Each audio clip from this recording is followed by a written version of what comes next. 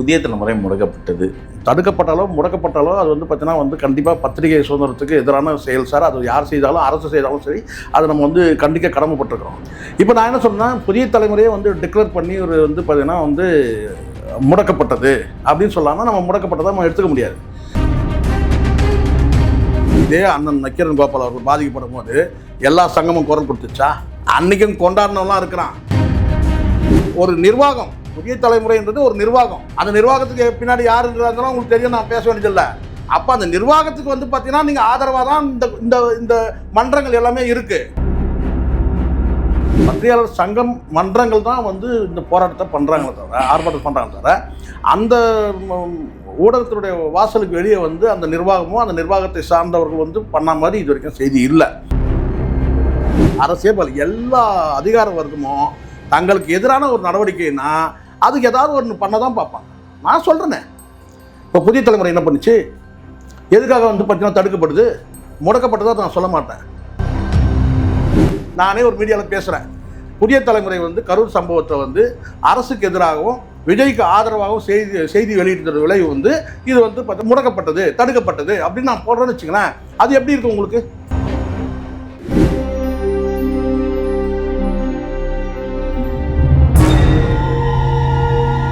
Sir வணக்கம். Sir வணக்கம். சமீப காலமாகவே மெயின் ஸ்ட்ரீம் ஊடகத்துக்கும் சோஷியல் யூடியூபர்களுக்கும் ஒரு போராட்ட களமாக மாறிட்டு வருது. அது ஒரு பக்கம் போகுது. இன்னொரு பக்கம், அதாவது 2-4 நாட்களாக புதிய தலைமுறை முடக்கப்பட்டது. புதிய தலைமுறை உள்ள ஏதோ ஒரு மாற்றம் வருது. ஏன் அரசு வந்து புதிய தலைமுறை தடை செய்யுது? இதெல்லாம் ஒரு பார்வையாக இருக்குது. உங்கள் பார்வை என்ன சார்? இல்லை, முதல்ல இங்கே வந்து யாருக்கும் வந்து ஒரு மாற்று கண்ணோட பார்க்க முடியாது பத்திரிகையாளர்களை. அது மெயின் ஸ்ட்ரீம் மீடியானா இருக்கட்டும், யூடியூப்னா இருக்கட்டும். செய்தியாளர்களாக பாருங்கள், பத்திரிகையாளராக பாருங்கள், அவ்வளோதான். நமக்கு அந்த பார்வை இல்லை. இப்போது ஒரே ஒரு விஷயந்தான். இப்போ நீங்கள் வந்து புதிய தலைமுறைக்காக பத்திரிகையாளர்கள்லாம் சேர்ந்து ஒரு எல்லாரும் முரண்பட்ட சங்கங்கள் கூட ஒன்றா ஒற்றுமையாக இணைந்து புதிய தலைமுறைக்காக, அது முடக்கப்பட்டதா அல்லது தடுக்கப்பட்டதானே தெரியல முதல்ல. ஏன்னா முடக்கப்பட்டதுன்னா எங்கேயுமே வரக்கூடாது. ஆனால் நான் பார்த்துட்டு தான் இருக்கிறேன் புதிய தலைமுறையை. அப்போது தடுக்கப்பட்டதுன்னு என்ன சொல்லலாம்? ஏன்னா வந்து அதில் சமஸ் அவர்கள் பேசும்போது கூட என்ன சொன்னார்னா, சில பகுதியில் வந்து காட்சி வரலன்னு சொல்கிறாங்க, ஆனால் வந்து சில பகுதியில் வருது. அரசு கேபிள் உள்ள அந்த பகுதிகளில் வந்து காட்சி வரலன்னு சொல்கிறாங்க. இது சம்மந்தமாக நாங்கள் அரசுக்கிட்ட பேச்சுவார்த்தை நடத்துகிறோன்னு சொல்கிறாரு.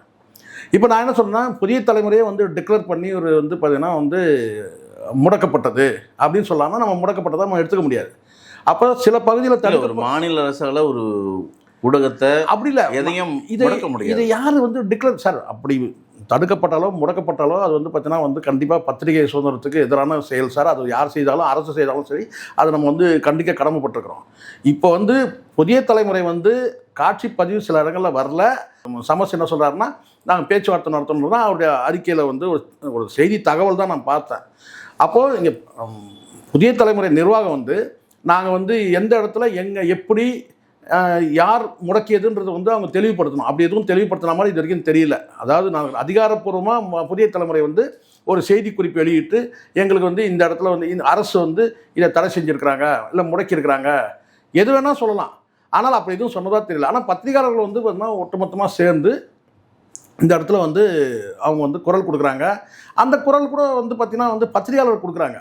ஆனால் நிர்வாக தரப்பில் வந்து அங்கே வந்து யாராவது வந்து பார்த்தீங்கன்னா வந்து கலந்துக்கிட்டாங்களா? நிர்வாக தரப்பில் வந்து ஏன் நிர்வாகமே கூட வந்து பார்த்தீங்கன்னா அந்த புதிய தலைமுறை அந்த அலுவலகத்துக்கு வெளியில் வந்து ஏதாவது வந்து போராட்டமோ ஆர்ப்பாட்டமோ பண்ணாங்களான்னா இல்லை. பத்திரிகையாளர் சங்கங்கள்லாம் சேர்ந்து பண்ணுறாங்க. அப்போ அதன் மூலமாக நம்ம தெரிய, இதில் நமக்கு இன்னும் மாற்று கருத்து இல்லை, அதன் மூலமாக நமக்கு தெரிய வருது. பத்திரிகையாளர் சங்கம் மன்றங்கள் தான் வந்து இந்த போராட்டத்தை பண்ணுறாங்களே தவிர, ஆர்ப்பாட்டம் பண்ணுறாங்க தவிர, அந்த ஊடகத்தினுடைய வாசலுக்கு வெளியே வந்து அந்த நிர்வாகமும் அந்த நிர்வாகத்தை சார்ந்தவர்கள் வந்து பண்ண மாதிரி இது வரைக்கும் செய்தி இல்லை. ஒரு தகவல், அந்த தகவல் அடிப்படையில் இந்த பத்திரிகை மன்றங்கள் வந்து ஆர்ப்பாட்டமும் போராட்டமும் செய்கிறாங்க. அதை தான் நம்ம அந்த வகையில் நமக்கும் கூட ஒரு தார்மீக வந்து பார்த்தீங்கன்னா இது மாதிரி ஒரு செய்தி உண்மையினில் நம்ம கூட வந்து பார்த்தீங்கன்னா அந்த ஆர்ப்பாட்டத்துக்கும் போராட்டத்துக்கும் கூட நம்ம வந்து ஆதரவு நேரில் சென்று ஆதரவு தெரிவிக்கலாம். அல்லது வந்து கேட்டால் நம்ம வந்து ஒரு காட்சி பதிவில் கூட நம்ம வந்து வந்து அதுக்கு வந்து ஆதரவு தெரிவிக்கலாம். அரசே முடக்கியிருந்தாலும் கூட பார்த்தீங்கன்னா நம்மளோட கண்டனங்களை வந்து பார்த்திங்கன்னா வந்து நம்ம அறவழியில் தெரிவிக்கிறதுல ஒன்றும் தப்பு ஒன்றும் கிடையாது. அப்படி தான் நான் பார்க்குறேன். ஆனால் ஒரே ஒரு விஷயம் மட்டும் நான் சொல்லுவேன், என்னென்னா இந்த இந்த ஆர்ப்பாட்டத்தில் கலந்துக்கிட்ட பல பேர் நான் பார்க்குறேன், அவங்க பத்திரிகையாளர்கள் தான். ஆனால் அதே சமயத்தில் யூடியூப்பில் பேசக்கூடியவங்க தான். உதாரணத்துக்கு நீங்கள் அண்ணன் மணியை எடுத்துட்டாலும் சரி கட்டினா அவர் வந்து பத்திரிகையாளர் தான், மூத்த பத்திரிகையாளர் தான். அதே சமயத்தில் யூடியூப்பில் பேசக்கூடியவர் தான். அப்போ யூடியூப்பில் பேசினா அது யூடியூபர், மெயின் ஸ்ட்ரீம் மீடியாவில் வேலை செய்யணும்னா அவங்க வந்து பார்த்தீங்கன்னா பத்திரிகையாளர்ன்ற அந்த பார்வையே தேவையில்லைன்னு நான் நினைக்கிறேன். பத்திரிகையாளர் தான் பத்திரிகையாளர் தான். இப்போ அண்ணன் வந்து நக்கீரன் கோபால் அவர்கள் வந்து அவர் வந்து பத்திரிகையாளர். இப்போ சமீபத்தில் அவர் யூடியூப்பை வந்து பேசுகிறாரு. அப்போ இனிமேல் அவர் வந்து பத்திரிகையாளர் கிடையாதுங்க, அவர் யூடியூபர் சொல்ல முடியுமா? இல்லை, நான் சொல்ல இல்லை, எனக்கு புரியல. ஏன்னா அப்படி தான் இங்கே பார்க்கப்படுது. இப்போ இன்னும் கூட நான் 2 பேர் மட்டுமே நான் உதாரணத்துக்கு நான் எடுத்துக்கிறேன். அண்ணன் மணியா வந்து நம்ம மதிக்க தகுந்த அண்ணன் வந்து பத்திரிகை சீனியர் ஜேர்னலிஸ்ட், மூத்த பத்திரிகையாளர். ஒரு பீரியடில் எனக்கு பத்திரிகையாளர் நான்லாம் வந்து உண்மையில் அவருடைய வயசுக்கு நான் ரொம்ப சின்ன பையன். நான்லாம் வந்து கோசல் ராமோட வந்து அங்கே இருப்பேன், இங்கே கமிஷன் ஆஃபீஸில் எக்மோரில். அப்போ அவர் அண்ணன் வந்து பார்த்திங்கன்னா வந்து அந்த டீம்லேயே இவர் தான் வயசு அதிகமாக இருக்கும். அங்கே வந்து பார்த்திங்கன்னா வந்து உட்காந்து ஒரு வரக்கூடிய அந்த செய்திகளை வந்து சேகரிக்கிறதெல்லாம் நான் பார்த்துருக்குறேன். ஸோ அது மாதிரி நான் வந்து மதிக்கக்கூடிய நபர்கள் தான் அண்ணன் மணியாக இருக்கட்டும், அண்ணன் நக்கீரன் கோபால் இருக்கட்டும். இப்போ நான் கேட்குறது என்னென்னா, இப்போ வந்து நீங்கள்லாம் யூடியூப்பில் தான் பேசுகிறீங்க. என்ன அண்ணன் மணிலாம் வந்து ஜெயலலிதாவுடைய அரசில் வந்து அடக்குமுறையெல்லாம் எதிர்த்து வந்து குரல் கொடுத்தவர், போராடினவங்க, இதெல்லாம் நம்ம கடந்த காலத்தில் நம்ம நிறைய செய்தி சொல்ல முடியும். அண்ணன் நக்கீரன் கோபால் வந்து பார்த்திங்கன்னா வேறு லெவல் சொல்லுவாங்க பார்த்தீங்களா, வேறு லெவலில் வந்து அடக்குமுறைக்கு வந்து ஆளாகப்பட்டவர் தான் அண்ணன் நக்கீரன் கோபால். ஸோ இப்போது இந்த இடத்துல நான் சொன்னால் பத்திரிகையாளரை தாண்டி யூடியூபர்களும் வந்து பார்த்திங்கன்னா வந்து அந்த கடமையை செஞ்சுட்டு தான் இருக்கிறாங்க. அதை நம்ம வந்து இந்த இடத்துல வந்து மறுக்க முடியாது. அப்போது இப்போ உதாரணத்துக்கு காந்தராஜ் இருக்கிறாரு, அவர் வந்து செய்தி வெளியிடுறாரு, செய்தி தகவல் தராரு, அது டிஜிட்டல் வடிவத்தில் தராருன்னு வச்சுக்கோங்களேன். அவரை வந்து பார்த்திங்கன்னா நீங்கள் வந்து யூடியூபரு அப்படின்னு தான் பார்க்குறாங்க, அவரை பத்திரிகையாளரை பார்க்கவே இல்லை. சரிங்க, அவர் பத்திரிகையாளர்னா வந்து அவர் ஜேர்னலிஸ்ட்டை முடிச்சுட்டு வரணுமா? இங்கே அப்படி பார்த்தா ஜேர்னலிஸ்ட்டை முடிச்சுட்டு வந்தவங்க எவ்வளோ பேர் இருக்கிறாங்க? நான் கேட்குறது அதுதான். இப்போ ஜேர்னலிசம் முடித்த பத்திரிகையாளர்கள் எவ்வளோ பேர் இருக்கிறாங்க? இல்லை, நீங்கள் சிலர் இருக்கலாம். நான் சொல்கிறதுக்கு என்ன, கல்வி முறையில் ஜேர்னலிசம் படித்து வந்திருக்கலாம். சில பேர் வந்து பழகும் முறையில் கூட அவங்க வந்து இந்த வேலையை செய்யலாம். தமிழா பாண்டியன் நீங்கள் எடுத்துங்க, தமிழா பாண்டியன் வந்து எந்த வந்து பார்த்தீங்கன்னா வந்து அவரை வந்து பார்த்தீங்கன்னா எந்த பார்வையில் பார்க்குறாங்க அப்படின்னு கேட்டிங்கன்னா, ஒரு யூடியூபராக பார்க்குறாங்க தமிழா பாண்டியனை. அவர் பத்திரிகையாளரை பார்க்கவே இல்லை. அப்போ பைல்வான் ரங்கநாதன் கேட்டால் நமதி எம்ஜிஆரில் வேலை செஞ்சவர் தான். ஆனால் அவரை வந்து பார்வையில் பார்க்குறான்னு கேட்டிங்கன்னா, அவர் ஏதோ வந்து கிசு பேசக்கூடிய ஒரு பத்திரிகையாளர் அப்படி தான் பார்க்குறாங்க. இங்கே பார்வைகள் நான் என்ன சொல்கிறேன்னா, இங்கே அரசுக்கு எதிராகவோ இல்லை, இங்கே உங்களுக்கு நெருடல் எங்கே வருதுன்ற ஒரு நெருடல் எப்படி வருதுன்னா, நெருடல் எப்படி வருதுன்னா, ஒரு அரசு கேபிள்ல இருந்து தள்ளி வைக்கிறாங்க, அது பேசும் பொருளுக்கு அதுக்கு ஆர்ப்பாட்டம் பண்ணுறாங்க. கரெக்ட். உங்களுக்கு என்ன இங்கே அதுதான் நான் இது எப்படி பார்க்குறேன்னா, இந்த ஆர்ப்பாட்டத்தில் இந்த போராட்டத்தில் கலந்துக்கிட்ட பல பேர் வந்து பார்த்திங்கன்னா யூடியூப் வழியாக தான் வந்து தன்னை வந்து ஒரு பத்திரிகையாளராகவே அடையாளம் காட்டிக்கிட்டாங்க இந்த வெகுஜன மக்கள்கிட்ட, ஒரு சமூகத்துக்கிட்ட. ஆனால் இப்போ அவங்கெல்லாம் வந்து பத்திரிகையாளராக பார்க்குற வர்றாங்க. இவங்கெல்லாம் வந்து பார்த்தீங்கன்னா இப்போ இவங்கன்னா நான் வந்து தமிழா பாண்டியனாக இருக்கட்டும், காந்தராஜ் இருக்கட்டும், இவங்கெல்லாம் வந்து பார்த்திங்கன்னா வந்து யூடியூபராக பார்க்கப்படுறோம், பத்திரிகையாளர்களாக பார்க்கப்படவே இல்லை. யாரை வேணால் நீங்கள் எடுத்துங்களேன். இப்போ சாட்டை துரைமுருகனை எடுத்துங்க, வந்து முக்தார் எடுத்துங்க, ஏன் சவுக்கு சங்கரை கூட எடுத்துங்க. இவங்கெல்லாம் யூடியூபர். இவங்கெல்லாம் யாருன்னு கேட்டிங்கன்னா வந்து யூடியூப்லேருந்து கூட இவங்க பயணப்பட்டு ஆரம்பித்து இவங்களுடைய வந்து பார்த்தீங்கன்னா இன்றைக்கி வந்து சங்கத்தில் மன்றத்தில் இருக்கலாம். ஆனால் அவங்கெல்லாம் பத்திரிகையாளர்கள். இப்படி ஒரு டிஃப்ரென்ஸ் இருக்குன்ற இந்த டிஃப்ரென்ஸ் இப்படி பார்க்குறீங்க. இன்னொரு பார்வை என்னென்னா, இன்னொன்று ஊடகத்திலேருந்து பணி செய்து எங்களை போல வந்து இன்னைக்கு நாங்கள் யூடியூப்ல உட்காந்துட்டு இருக்கோம். சில பேர் நீங்கள் ஜேர்னலிஸ்ட் படிச்சுட்டு வரணுமான்னு கேட்குறீங்க. சில பேர் எம்ஏ ஜேர்னலிஸ்ட்லாம் முடிச்சுட்டு வந்து யூடியூபராக செயல்பட்டு இருக்காங்க. இதுல பலதரப்பட்ட மக்களும் இங்கே உள்ள இருக்காங்க. அதைத்தான் நான் சொல்கிறேன். இவங்களுக்கு அத்தனை பேரையுமே நீங்கள் பத்திரிகையாளராகவே பாருங்க. இதில் என்னன்னு கேட்டிங்கன்னா, அரசு கூட பார்க்கலாம் சார், அல்ல அரசை தாண்டி வந்து பார்த்தீங்கன்னா வேறு நிர்வாகத்தில் இருக்கவங்க யார் வேணால் பார்க்கலாம். ஆனால் நீங்களே அப்படி பார்க்குறீங்க. இது எது இதை ஒரு இடத்துல என்ன அனுமதிங்க. இப்போ வந்து பார்த்தீங்கன்னா இவர் வந்து அண்ணாமலை சொன்னது அண்ணா அரசியல்வாதி சொல்கிறத விடுங்க, அரசு சொல்கிறதையோ அரசியல்வாதி சொல்கிறத விட்டுருங்க, சரிங்களா? அப்படி தான் பார்க்குறாங்க. இவங்கெல்லாம் யார் யூடியூபரு அப்படின்றாங்களே. அது நான் சொல்ல வர்றது என்னென்னா, உங்களுக்கு அந்த பார்வை இருக்குதுன்னு சொல்ல வரேன். இப்போ உதாரணத்துக்கு பாருங்கள், ஒரு 2 ஊடகத்தை நான் எடுத்துக்கிறேன் உதாரணத்துக்கு. அந்த 2 ஊடகத்தில் வந்து பார்த்தீங்கன்னா மென்ஷன் பண்ணுறாங்க. நான் பேரை சொல்கிறது ஒன்றும் இல்லை, உங்களுக்கு தான் சிக்கல் வரும். அவங்க என்ன செய்கிறாங்கன்னு கேட்டிங்கன்னா, இப்போ காந்தராஜ் வந்து அவர் மேலே ஒரு வழக்கு பதிவு பண்ணுதுன்னு சொன்னோன்னே, காந்தராஜ் வந்து யூடியூபர் காந்தராஜ், அங்கே வந்து ஒரு பத்திரிகையாளர் வரவே இல்லை. யூடியூபர் பைல்வான் ரங்கநாதன், யூடியூபர் வந்து தமிழா பாண்டியன், இப்படி யூடியூபராக தான் இவங்க வந்து பார்க்குறாங்கன்ற நான் அந்த பார்வை எதுக்குன்ற நான். இப்போது எல்லா மெயின் ஸ்ட்ரீம் மீடியாக்களுமே இன்றைக்கி வந்து பார்த்தீங்கன்னா யூடியூப் வந்துட்டாங்க. அதை தான் நான் உதாரணம் சொல்கிறேன். ஆனால் நக்கீரன் கோபாலும் வந்து பார்த்தீங்கன்னா இப்போ யூடியூப்பில் வந்து பேசுகிறாரு. அப்போ அவர் யூடியூபர்னு நீங்கள் சொல்லுவீங்களா? இங்கே நான் சொல்ல வர்றது என்னன்னு கேட்டிங்கன்னா, செய்திகள் கொடுக்க இப்போ யூடியூபர்னா பல விதமான யூடியூபர் இருக்கிறாங்க சார். செய்திகள் தரக்கூடியவங்க, இந்த மாதிரி வந்து காணொலியில் வந்து பார்த்தீங்கன்னா அரசியல் பேசுகிறவங்க, இல்லை சினிமா குறித்து பேசுவாங்க, இல்லை சமூக நலன் குறித்து பேசுகிறவங்களும் யூடியூபரு. யூடியூப்பில் வந்து பார்த்தீங்கன்னா ஏதோ ஒன்று போட்டு டான்ஸ் ஆடிட்டு ஏதோ ஒரு செய்தி போடுறவங்க அவங்களும் வந்து யூடியூபர் ஆகிடுது. நான் சொல்கிறது அரசியல் பேசக்கூடியவங்க, சமூக நலன் குறித்து பேசக்கூடியவங்க, நடப்பு சிக்கல்கள் குறித்து, சமூக சிக்கல்கள் குறித்து பேசுகிறவங்க, இவங்களே நீங்கள் யூடியூபர்ன்றீங்க. ஒரு டீம் இருக்குது யூடியூப்லேயே, அவங்களையும் நீங்கள் வந்து என்ன செய்றீங்கன்னு கேட்டிங்கன்னா யூடியூபர்ன்றீங்க. இன்னொரு டீம்னா உங்களுக்கு தெரியும், புரியுது, பொழுதுபோக்குக்கு இல்லை எல்லா விதமான யூடியூப்பில் என்னெல்லாம் இருக்குதோ அதெல்லாம் பண்ணக்கூடியவங்க. நாங்கள் சமையல் எல்லாமே சொல்கிறேன். நான் சமையல் கூட சொல்லலை, குறிப்பிட்டு சொன்னால் சிக்கலுங்க. அப்போ நான் என்ன சொல்கிறேன்னு கேட்டிங்கன்னா, இங்கே பத்திரிகையாளர்னா உங்களுக்கு ஒரு அடையாளம் இருக்குல்ல. இதே யூடியூப்லேருந்து பயணப்பட்டு வந்தவங்க அங்கே போய் நின்று சங்கத்தில் நின்று ஜெயிச்சு வந்து பார்த்தீங்கன்னா அவங்க வந்து தங்களுக்கு அடையாளமே பிரிண்ட் மீடியா கிடையாது. என்னால் சொல்ல முடியும், குறிப்பிட்டு சொல்ல முடியும். அடையாளம் பிரிண்ட் மீடியாவே கிடையாது. இப்போ நான் வந்து பிரிண்ட் மீடியாவில் இருந்தவன் சார். ஆனால் ஒரு 17 வருஷம் கவர்மெண்ட் சர்வீஸுக்கு போயிட்டேன். அந்த கவர்மெண்ட் சர்வீஸை போன பிறகு பார்த்தீங்கன்னா வந்து இங்கே பல கலைபுரங்கள் நடக்குது. ஆனால் வந்து பேசணுன்னா நான் வந்து டிஸ்மிசல் பண்ணுவோம் சர்வீஸ். அதுக்கப்புறம் கடைசியாக ஆனன்னு வச்சுங்க, அது வேறு விஷயம். ஆனால் இதே வந்து பத்திரிகை நடத்துறதுக்காக தான் நான் டிஸ்மிசல் பண்ணுவோம் சர்வீஸ் ஆனால் சென்ட்ரல் கவர்மெண்ட்லேருந்து. ஆனால் அந்த ஒரு 17 வருஷம் வந்து பார்த்தீங்கன்னா நன்னடத்தை விதிகள் வந்து காரணமாக என்னால் வந்து எழுத முடியாது, வாயை திறக்க முடியாது. அப்படியே எழுதினாலும் புனை பெயரில் எழுதணும். இப்படி சிக்கல்லாம் அனுபவித்தேன். இப்போ நான் வந்து பார்த்தீங்கன்னா இப்போ வந்து பத்திரிகையாக அறியப்படலை, யூடியூபராக தான் நான் அறியப்படுறேன். நான் பயணப்படுறது அடுத்த பயணம், என்னுடைய பயணம் கேட்டால் வந்து டிஜிட்டல் சொல்ல வரேன். நான் இது எதுக்காக என்னன்னா, இல்லை நான் வந்து பார்த்தீங்கன்னா அந்த பத்திரிகை மன்றத்தில் போயிட்டு நான் வந்து அன்பழகன் கூடவே சேர்ந்து சுற்றி இருந்தேன்னு வச்சுங்களேன், அப்போ என்னை வந்து ஏற்றிட்டு இருப்பாங்க. அப்படிதான். இல்லை நான் நக்கீரன் கோபாலன் கூட சுற்றி இருந்தேன்னு கேட்டால் ரைட் இவரும் பத்திரிகையாளருங்க. இல்லை நான் சொல்ல வர்றது என்னென்னா, இங்கே அரசு சொல்லட்டும், அரசியல்வாதி சொல்லட்டும், இல்லை அதை தாண்டி வேறு யாரும் வேணால் சொல்லட்டும். ஆனால் பத்திரிகையாளர்லாம் என்ன சொல்லுங்கன்னா அவர் யூடியூபருங்க, நாங்கள் பார்த்து அப்போ என்னமோ நீங்கள் என்னமோ வந்து ஜெர்மன் ஷெப்பர்ட் நாய்கள் மாதிரியும் நாங்கள் என்னமோ நாட்டு நாய்கள் மாதிரி இல்லை, அப்படி தானே இருக்கிறோம். கரெக்டான வார்த்தை இதுதான். இதை விட வேறு உதாரணம் சொல்லவே முடியாது. பத்திரிகையாளர் தான் நீங்கள், மெயின் ஸ்ட்ரீம் மீடியா இவங்க யூடியூப். அது பாரு தப்புன்ற நான். இப்போ நான் கேட்குறேன், இங்கே சார்பு நிலைன்னு சொன்னால் யூடியூப்பில் வந்து இவர் வந்து குறிப்பிட்ட இலக்கு வச்சு ஒரு அரசியல் கட்சி வந்து தாக்குறவருங்க, இல்லை ஒரு அரசியல் கட்சிக்காக அசைன்மெண்ட் வாங்கிட்டு வேலை செய்கிறவருங்க. நீங்கள் யாரை வேணாலும் நீங்கள் வந்து கற்பனையாக நீங்கள் எடுத்துங்க, என்னைய கூட எடுத்துங்க, இல்லை வேறு எந்த நபரை வேணாலும் நீங்கள் எடுத்துங்க. நீங்கள் மட்டும் என்ன பண்ணுறீங்க? இப்போ புதிய தலைமுறை என்ன பண்ணுச்சு? எதுக்காக வந்து பார்த்தீங்கன்னா தடுக்கப்படுது? முடக்கப்பட்டதாக நான் சொல்ல மாட்டேன், தடுக்கப்பட்டது. கரெக்டான வார்த்தையை போடணும் சார். இது காலங்கள் நான் கேட்குறேன், இது இந்த அரசு இதுதான் பார்க்காதீங்க. போன காலத்துல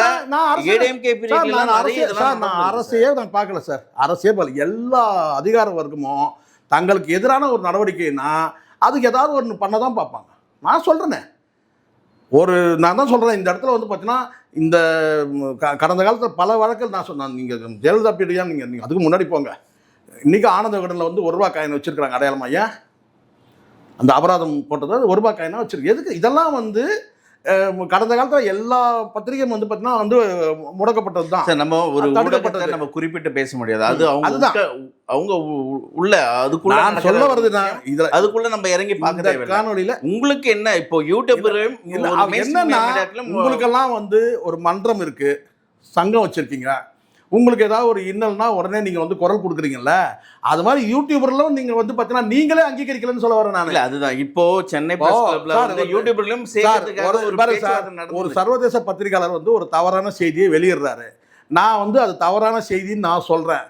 ஆனால் அந்த செய்தியை நீங்கள் பேசாதீங்கன்னு சொல்லிட்டு பார்த்தீங்கன்னா வந்து எனக்கு பத்திரிகையாளர் சங்கத்தில் வந்து எனக்கு வந்து ஒரு அழுத்தம் வருது.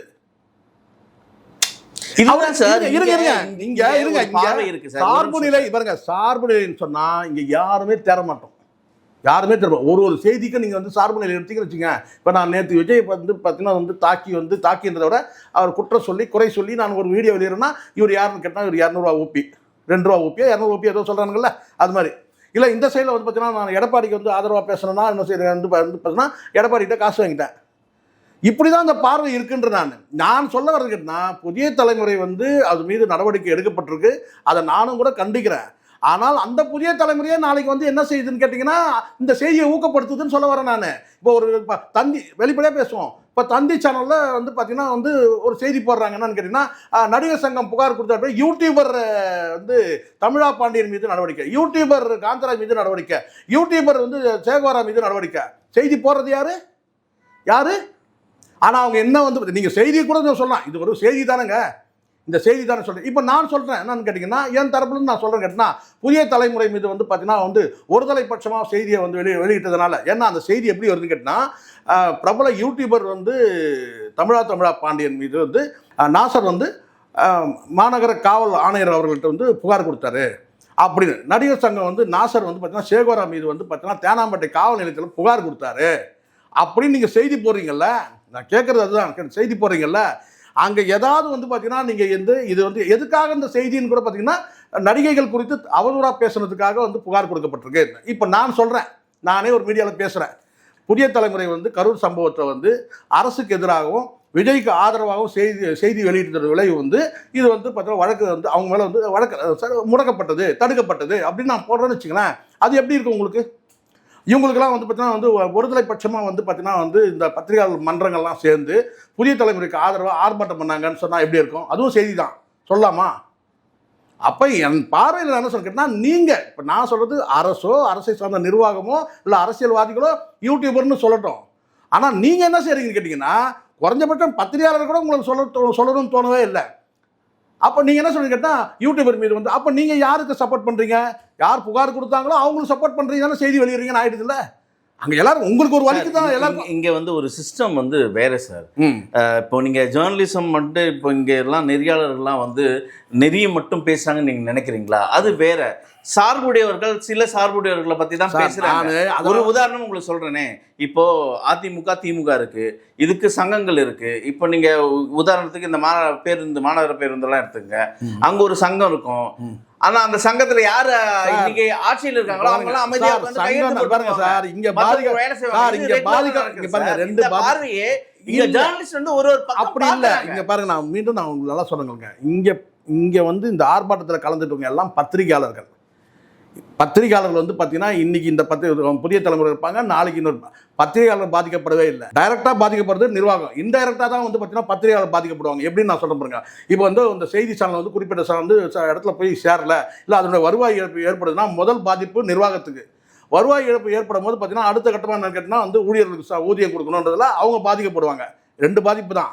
ஒன்று நேரடி பாதிப்பு நிர்வாகத்துக்கு, இன்னொரு மறைமுக பாதிப்பு இன்டைரக்டாக பாதிக்கப்படுறது கேட்டால் அந்த ஊழியர்கள். ஏன்னா நாளைக்கு என்ன செய்யணும் கேட்டால் வருமானம் இல்லைப்பா, அப்போ நீங்கள் வந்து பார்த்தீங்கன்னா வந்து நாங்கள் வந்து வேறு ஆட்களை குறைக்கிறோம் அப்படி எதாவது சொல்லுவாங்க. அப்போது இந்த இடத்துல நிர்வாகம் வந்து பார்த்தீங்கன்னா அதிகாரப்பூர்வமாக வந்து எங்களுக்கு இந்த மாதிரியான ஒரு செட்பேக்லாம் வந்துருக்கு இந்த அரசாலன்னு சொல்லவே இல்லை.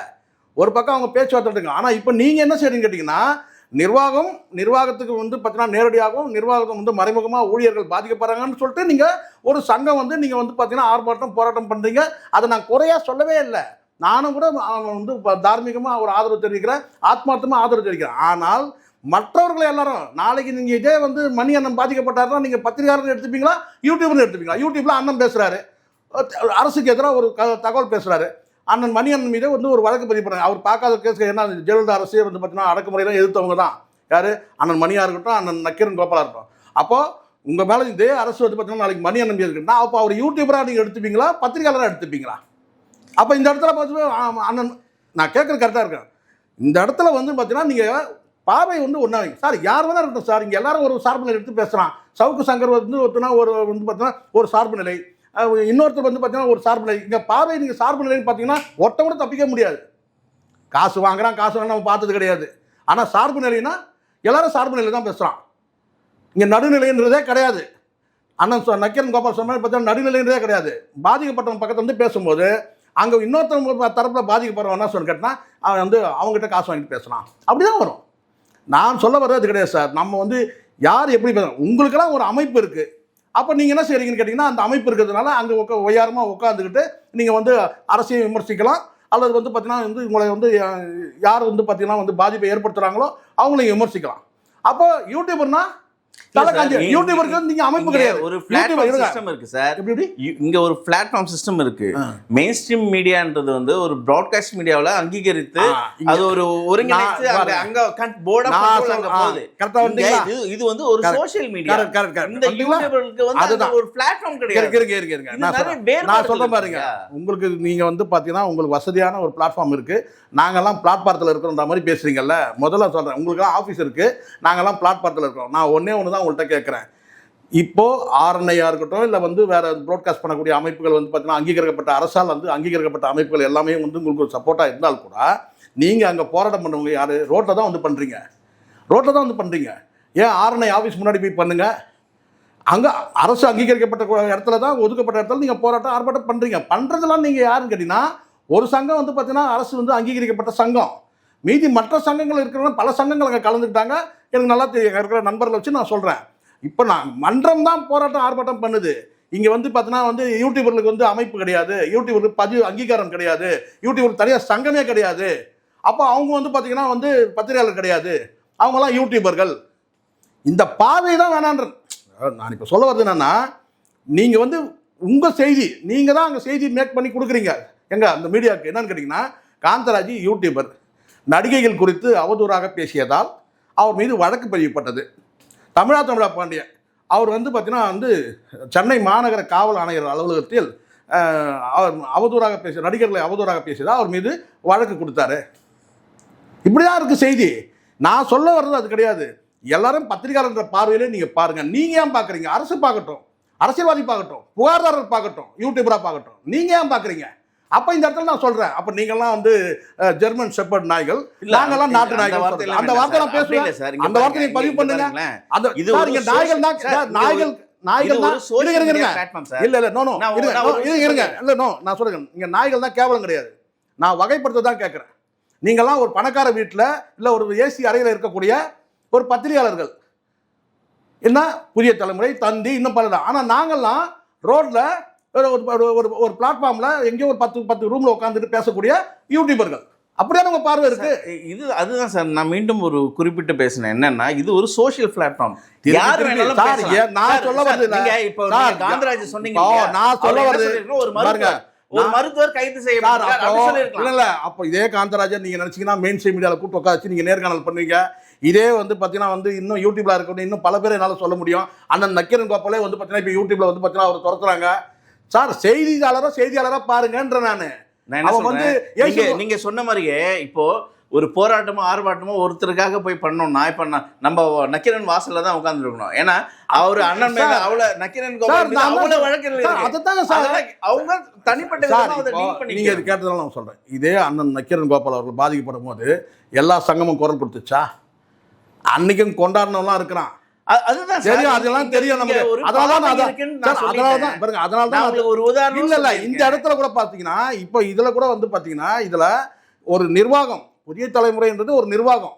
அந்த நிர்வாகத்துக்கு பின்னாடி யாருன்றதுலாம் உங்களுக்கு தெரியும், நான் பேச வேண்டியதில்லை.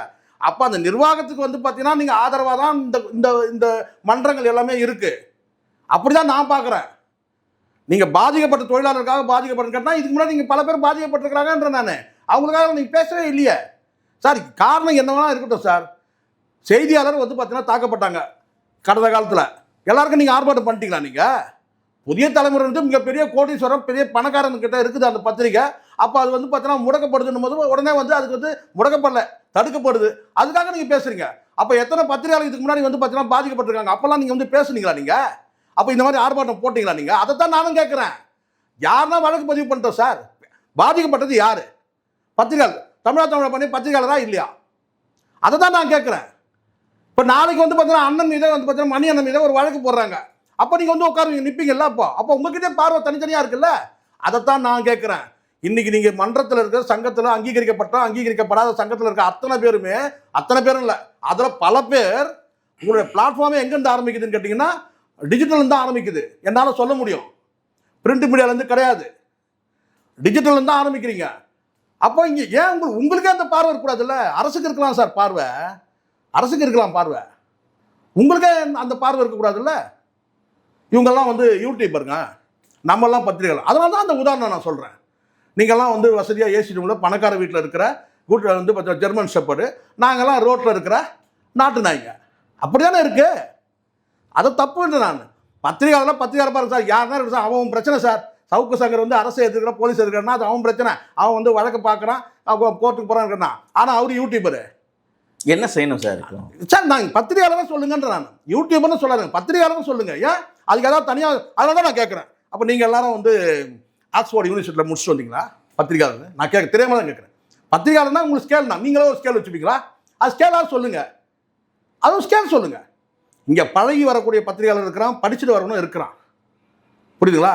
இல்லை நான் ஊடக தர்மத்தை நிலைநாட்டுறேன்னு சொன்னால், அப்போ நான் கேட்குறேன்னு கேட்டால், அண்ணன் மணி அண்ணன் வந்து பார்த்தீங்கன்னா பெரும்பாலும் வந்து திமுக அரசுக்கு வந்து நான் வந்து பார்த்தீங்கன்னா வந்து மாற்று கருத்துக்கு உள்ளவராக இருக்கிறாரு. பல வந்து பார்த்தீங்கன்னா வந்து கடந்த காலம் இப்போ சமீபத்திலும் சரி கடந்த காலத்திலும் கேட்டால் ஆட்சியில் இருக்க பல குறைகளை சொல்கிறாரு. அப்போ அவர் வந்து பார்த்தீங்கன்னா வந்து பத்திரிகையாளரா யூடியூபரா? யூடியூபரில் இருக்கவங்கலாம் வந்து பார்த்தீங்கன்னா சார்பு நிலையில் பேசுகிறாங்க, திமுகக்கு ஆதரவாக பேசுகிறாங்க, திமுக எதிராக பேசுகிறாங்க. அதான் கிடையாது. அவங்களுக்கு ஒரு வந்து பார்த்தீங்கன்னா வந்து ஒன்று மனசாட்சிக்கு உட்பட்டு அல்லது அசைன்மெண்ட்டு. காசை வாங்கிட்டு பேசுகிறோம், நான் இல்லை நான் மறுக்கலாம் மாட்டேன். அது எல்லாத்துலேயும் உண்டு. ஏசிரூம் உட்காந்துட்டு கத்தையாக வந்து கோடி கோடியாக வாங்குறவனும் இருக்கிறான். யூடியூப்பில் உட்காந்துட்டு வந்து பார்த்தீங்கன்னா வந்து பேசக்கூடிய வந்து பணம் வாங்கிட்டு பேசணும் இருக்கிறான். என்னால் எல்லாத்தையும் உடச்சி பேச முடியும். ஆனால் நான் அந்த பிரச்சனைக்கு போகல. பத்திரிகையாளர் தான் பத்திரிகையாளர் பாரு. அது யாருன்னா இருக்கும். உமாபதி பத்திரிகையாளரா யூடியூபரா? அவர் சர்வதேச பத்திரிகையாளர். யூடியூப்பில் உட்காந்துட்டு காலம் அடிக்கிட்டு தான் அங்கேயும் காசு வாங்குற. நீ காசு வாங்கி தான் பேசுகிற.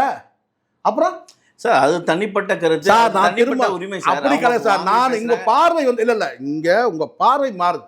உங்க பார்வை என்னன்னு கேட்டால் யாருக்கு வேணாலும் மாறட்டும். ஆனால் பத்திரிகையாளர்னா ஒரே கூண்டுக்குள்ளே இருக்கணும்.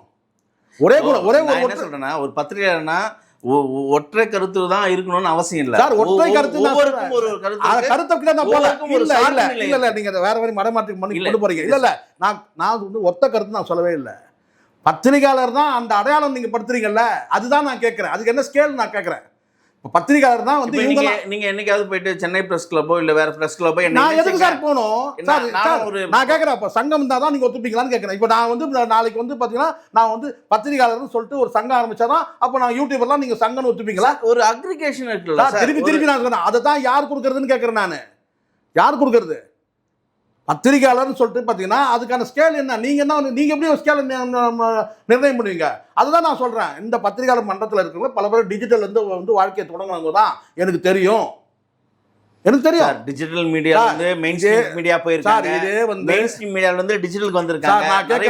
நான் கேட்குறேன் சார். கடைசி வரைக்கும் சா கோசல்ராம் வந்து பார்த்தீங்கன்னா அவரோட தான் நான் வந்து பயணப்பட்டேன். சில காலம் தான். அதுக்கப்புறம் நான் ரயில்வே சர்வீஸ் போயிட்டேன்.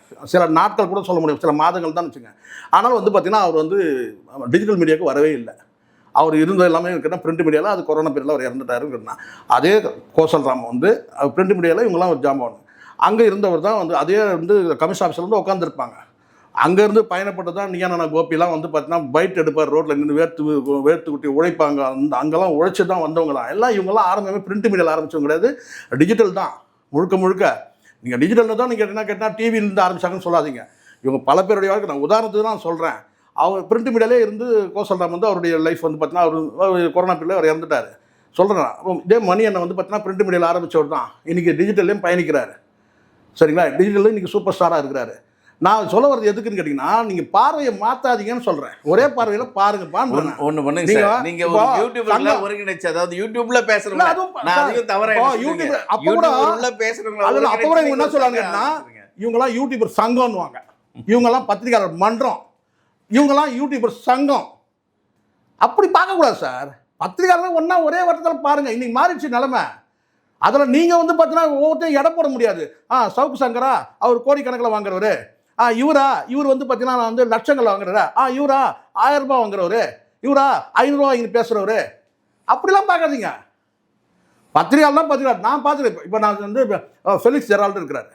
அவர் வந்து பார்த்தீங்கன்னா என்ன சொல்லிக்கிட்டா, அவர் யூடியூபர். யார்? Felix Gerald. இந்த இடத்துல அவர் எப்படின்னா பயணப்படுத்தும் சார், நமக்கு அது தேவையில்லை. ஃபெலிக்ஸ் ஜெரால்டை பொறுத்த வரைக்கும் இந்த பொலிட்டிக்கல் விஷயத்தை பொறுத்தவரைக்கும் வந்து பார்த்தீங்கன்னா டிஜிட்டல் வடிவத்தில் கொண்டு வந்தவர். இந்த பொலிட்டிக்கலாக வந்து இருக்கிற இந்த அரசியல் விஷயங்களையே வந்து டிஜிட்டலில் கொண்டு வந்தவரே அவர் பிளாட்ஃபார்மாக இருந்தார். ஆமாம், ஆரம்பமே அவர் தான். ஸோ இதெல்லாம் இருக்காங்க. ஆனால் இருந்தாலும் அவர் பீரியடில் தான் அது வந்து பார்த்தீங்கன்னா ஒரு நிறைய மெயின் ஸ்ட்ரீம் மீடியாவில் வந்து ஒர்க் பண்ணி வந்து அதை வந்ததுனால அது வந்து பார்த்தீங்கன்னா இந்த டிஜிட்டலில் கொண்டு வந்தது அவர் தான். அப்போ இவர் வந்து இப்போ ஃபெலிக்ஸ் ஜெரால்டு வந்து பார்த்தீங்கன்னா பத்திரிகை கிடையாது, யூடியூப். அவர் யூடியூப். நாங்களா தப்பு சார். நான் சொல்கிறேன், ஒருத்தர் நீங்களே செய்தி வெளியிடுறீங்க, அதுதான் முக்கியம். நீங்களே என்ன செய்தி வெளியிடுங்க கேட்டிங்கன்னா, பிரபல யூடியூபர் காந்தராஜ் தலைமறைவு. யார்? காந்தராஜ். இப்போ அவருக்கு இருக்கிற வயசுக்கு தலைமறைவாக முடியுமா? நடிகை ரோகிணி புகார் கொடுத்தாங்க, வழக்கு பதிவு செய்யப்பட்டது. ஹைலைட் கொடுக்குறீங்கல்ல. நடிகர் சங்கம் வந்து நடிகைகள் மீதான அவதூறான கருத்து தெரிவித்ததால் அது சேகோரா மீது வழக்கு பதிவுப்பட்டது. எப்படி நீங்கள் நான் சொல்கிறேன், நான் இந்த மாதிரி எத்தனை செய்திகள் நீங்கள் வந்து பார்த்தீங்கன்னா வந்து அப்போ யூடியூபர்னால் உங்களுக்கு வந்து இதை பத்திரிகை தான். நான் கேட்குற கேள்வி தான், இதே ஒரு பத்திரிகையாளர் பேசியிருந்தான்னு வச்சுங்களேன், நான் சொல்றது இப்போ இந்த இடத்துல ஏதோ கேட்டால் இப்போ நான் பத்திரிகையாளர் இல்லையான்னு கேட்பீங்க. இங்கே எல்லாம் பத்திரிகையாளர் தான். ஆனால் இப்போ நான் சொல்லக்கூடிய யாரும் பேர சொன்னா சிக்கல் வரும். இப்போ ஒரு பத்திரிகையாளர் அவர் பேசியிருந்தாருன்னு வச்சுங்களேன், அப்போ நீங்கள் என்ன சொல்வீங்க? அந்த செய்தி போடுவீங்க, நீங்கள் செய்தி போடுவீங்க, செய்தியே போட மாட்டீங்க. நான் சொல்ல பாருங்க, ஏன்னா அவர் பத்திரிகையாளர், அவரை போடலாம். நாங்கள் இவர் யூடியூபர், இவர் போடுங்க. இதே பத்திரிகையாளர் ஒருவர் வந்து பத்திரிகையாளராக இப்போ வந்து பயணிக்கிற ஒருத்தர் வந்து அவர் மீது வந்து நான் பேரை சொன்னால் சிக்கல் வரும்னு நான் சொன்னேன். யார் பேரும் சொல்லக்கூடாது. அவர் வந்து பேசுகிறார் சார், நடிகைக்கு குறித்து ஏதோ பேசுகிறாருங்க, அவர் மேலே வழக்கே புகாரே கொடுத்தாங்கன்னா அந்த புகார் செய்தியாக வராது. அதை தான் நான் சொல்கிறேன். அப்போ இந்த பார்வையாக மாறுதுன்னு கேட்குறேன் நான். ஃபெலிக்ஸ் ஜெரால்டு வந்து பார்த்தீங்கன்னா வந்து அவர் அரசுக்கு எதிராக கருத்து சொல்லிட்டோன்னு என்னவாது பண்ணிட்டோம் சார். ஆனால் அவர் யார் கைது பண்ணாக்கா அவர் யூடியூபர் சார். அவரும் NDTV, சன் டிவி, அதைத்தான் சார் நானும் சொல்கிறேன். ஆனால் சார் சொன்னாங்களா இல்லை சார், யூடியூபர் பத்திரிகையாளர் சொன்னாங்களா சார்? பிரபல பத்திரிகையாளர் ஃபெலிக்ஸ் ஜெரால்டு கைது சொன்னாங்களா? யூடியூபர் தான் நீங்கள் சொல்கிறீங்க. நீங்கள் அப்போ எல்லாருக்கும் பார்வை மாறுது இல்லை, உங்களுக்கெல்லாம் பார்வை மாறுது. அப்போ நான் நாளைக்கு சங்கம் ஆரம்பித்தாலும் நீங்கள் என்ன சொல்ல யூடியூபர் சங்கம்னு நீங்கள். அப்போ அதனால தான் நான் நாயை ஒப்பிட்டு பேசுகிறேன். நீங்கள்லாம் ஏசி ரூமில் கத்தையாக சம்பளம் வாங்கக்கூடிய அந்த வார்த்தை இல்லை, அப்படிதான் இருக்கு. உங்கள் பார்வை அப்படிதான் இருக்குன்ற நான் அதுக்கு தான் இதை உடைக்கிறேன் தான் நான் பேசுகிறேன். நான் அண்ணன் நக்கீரன் கோபால் வந்து பார்த்தீங்கன்னா இப்போ நான் யூடியூபர் நான் சொல்கிறேன் பார்த்தீங்கன்னா, அண்ணன் நக்கீரன் கோபால் வந்து பார்த்தீங்கன்னா வந்து ஒரு வந்து நான் அறியப்பட்ட வரைக்கும் வந்து பார்த்தீங்கன்னா ஒரு வந்து பிரிண்ட் மீடியாவிலேருந்து கோல் வச்சுனவர், பல வழக்குகள் சந்திச்சார். எத்தனை வழக்குன்னு அவருக்கே தெரியாது, அவ்வளோ எல்லாம் அனுபவிச்சார். இப்போ வந்து பேசுகிறார், யூடியூபராக பேசுகிறான். யூடியூபர் நக்கீரன் கோபால் சொன்னால் எப்படி இருக்கும்? எப்படி அது நியாயமாக இருக்குமா? இப்போ வலிக்குது இல்லை? இங்கே யூடியூப்னு பார்க்காதீங்க, காலம் மாறிடுச்சுன்னு சொல்ல வரேன். காலம் மாறிடுச்சு. இங்கே டிஜிட்டல் புரட்சியே நடக்குது. அதுக்கு ஜேர்னலிசம் வந்து பார்த்தீங்கன்னா வந்து உங்களுக்கு வந்து வேறு லெவலில் போய் வந்து தூக்கி நிறுத்துது இந்த டிஜிட்டல் உலகம். அப்போ உங்களை நீங்கள் மாற்றிங்க, உங்கள் பார்வையை மாற்றிங்கன்னு தான் நான் சொல்கிறேன். எல்லாருக்கும் நான் சொல்கிறேன். யாரையும் நான் பாரபட்சமாக யாரும் வந்து நாம் தரக்குறைவாகவோ மதிப்பு குறைவாகவோ நான் பேசவே இல்லை. உங்கள் பார்வையை மாற்றுங்கன்ற நான். இவங்கெல்லாம் யூடியூபரு, நம்மெல்லாம் பத்திரிகையாளர்கள், இந்த பிரிவினை வேணான்ற நான். இங்கே மிகப்பெரிய ஸ்ட்ரென்த்து இது யூடியூப். பேசுவோம். உங்களது வந்து பார்த்தீங்கன்னா இப்போ ஸ்ட்ரென்த்தே இல்லாமல் இருக்கிறீங்க. இருக்கிற ஒரு பிரிண்ட் மீடியாவும் விழுந்துருக்கு, என்னால் சொல்ல முடியும். இல்லை பேசும் சார். எல்லா பிரிண்ட் மீடியாவும் எல்லா மெயின் ஸ்ட்ரீம் மீடியாவும் வந்து பார்த்தீங்கன்னா டிஜிட்டல் வடிவத்துக்கு ஓடி வந்துட்டு இருக்கிறாங்க. உங்களை மாற்றிங்க, உங்கள் எண்ணத்தை மாற்றிங்க, உங்கள் பார்வையை மாற்றிங்கன்னு தான் நான் சொல்ல வரேன். எல்லாரையும் ஒரே கோட்டில் நிற்போம். அது ஒரு மெயின் ஸ்ட்ரீம் மீடியாவே வந்து பார்த்தீங்கன்னா மெயின் ஸ்ட்ரீம் மீடியான்றது இருக்குன்னு கேட்டால் இப்போ நீங்கள் சொல்கிறீங்க இல்லையா, அது சொன்னாலும் பிரச்சனை. புதிய தலைமுறைக்கே ஒரு சிக்கல் வந்தால் கூட எப்படி நீங்கள் இந்த பத்திரிகையாளர் மன்றம்லாம் நீங்கள் இருக்கும்போது பார்த்தீங்கன்னா அங்கே வந்து வேலைக்காகலைன்னா கூட்டம் சரியாக இல்லை. இதே நீங்கள் வந்து பார்த்தீங்கன்னா வந்து ஒரு டிஜிட்டல் இருக்கிற அத்தனை பேர் நீங்கள் வந்து ஒரு அழைப்பு கொடுங்க, பார்க்கலாம் ஸ்ட்ரென்த் எப்படி இருக்குன்னு பார்க்கலாமா? சும்மா ஒன்று பண்ணி பாருங்களேன். அத்தனை வந்து டிஜிட்டல் மீடியா இருக்கிற அத்தனை பேரும் வந்து புறப்பட்டு வாங்கன்னு சொல்லிட்டு ஒரு அறிக்கை விடுங்க. யார் வேணால் அறிக்கை விடுங்க. அப்போ அங்கே பாருங்கள், கூட்டத்தை பாருங்கள். நீங்கள் பேரளவுக்கு வச்சுருக்கீங்க தெரியும். அங்கே 3 சங்கம் இருக்குது, அது 38 சண்டை இருக்குது. அதுக்குள்ளெல்லாம் போகக்கூடாதுன்னு நான் பார்க்குறேன். நமக்கு அது பிரச்சனை கிடையாது. ஆனால் நீங்களே பார்க்காதீங்க. அரசு பார்க்கட்டும், அரசியல்வாதிகள் பார்க்கட்டும், அரசு நிர்வாகம் பார்க்கட்டும். இவன் யூடியூபர், இவன் பத்திரிகையாளர் சொல்லிட்டு நீங்கள் பார்க்காதீங்கன்னு சொல்ல வரேன் நான். பத்திரிகையாளர் பார்க்காதீங்க. இங்கே எல்லாரும் ஒரே நாளைக்கு வந்து உமாபதிக்கு பாதிக்கப்பட்டு நான் நிற்பேன். ஏன்னா யூடியூபராக நான் நிற்கிறது கிடையாது. பத்திரிகையாளர் நீங்கள் சர்வதேச பத்திரிகையாளர், அவர் யூடியூபர் அப்படி கிடையாது. பத்திரிகையாளர் அது சர்வதேசம் வேணாம், லோக்கலும் வேணாம், பத்திரிகையாளர் அப்படி அந்த பாருங்க. அது யாராக இருந்தாலும் நீங்கள் வந்து பார்த்தீங்கன்னா குறைஞ்சபட்சம் நீங்கள் உங்களால் உடன்படிக்கையே இல்லைன்னா கூட ஒரு கைது பண்ணுறாங்கன்னா கைது எவ்வளோ இருக்கட்டும் சார். அந்த வழக்கு அவங்க எதிர்கொள்ள போகிறாங்க சார், கண்டித்து அறிக்கை விடுங்க சார். அது யாராக இருந்தாலும் ஒரு அறிக்கை தான் விட போகிறீங்க. அங்கே உங்கள் பார்வையை மாற்றிக்க வேண்டாமே. பத்திரிகையாளராக பாருங்கள். யூடியூபர் சவுக்கு சங்கர் பத்திரிகையாளர் பாருங்கள். ஏன் அங்கே யூடியூபராக பார்க்குறீங்க? அவர் கைது பண்ணாங்கன்னா அவர் வழக்கு அவர் எதிர்கொள்ள போகிறாரு. அப்போ வந்து ஒரு கண்டனம் தெரிவிங்க. நீங்கள் என்ன வந்து ஏதாவது பணங்கன்னு சொல்ல போனீங்களா? ஒரு வந்து அவர் கைது செய்ததுக்கு நாங்கள் வந்து கண்டனத்தை தெரிவிக்கிறோம் சொல்லுங்கள். நாளைக்கு வந்து பார்த்தீங்கன்னா வேறு யாராக இருந்தாலும் அதே தானே. முக்தாருக்கு நாளைக்கு ஏதாவது ஒரு பிரச்சனை வந்தாலும் அதை நீங்கள் கண்டித்து அறிக்கை விடுங்க சார். கைது நடவடிக்கை வந்து பார்த்தீங்கன்னா அது வந்து அவங்க வழக்கு அவங்க எதிர்கொள்ள போகிறாங்க, அது வேறு. ஆனால் ஒரு காக்கா அடிபட்டு செத்தா எவ்வளோ காக்கா வந்து கையான்னு கத்துது பார்த்தீங்களா இல்லையா? ஒரு நாய் அடிபட்டு செத்தா கூட பார்த்தா 4 நாய் சுற்றி வருது. அதை பார்த்தோமா இல்லையா? அதில் என்ன நீங்கள் வந்து பார்த்தீங்கன்னா அதனால தான் நான் வந்து நாயை ஒப்பிடுறேன். நீங்கள்லாம் வந்து பார்த்தீங்கன்னா ஜெர்மன் ஷெப்பர்டு, நாங்கள்லாம் லோக்கல் நாட்டு நாய்ங்களா? நாங்கள் தப்பு இல்லாது ஒரே பார்வையில் பாருங்கன்ற நான். இந்த யூடியூபர், இவர் மெயின் ஸ்ட்ரீம் மீடியா, இது யூடியூபர் அப்படி பார்க்காதீங்க. பத்திரிகையாளர், ஜேர்னலிஸ்ட், அவ்வளோதான். அப்படியே முடிங்க நீங்கள். நன்றி சார். நன்றி சார்.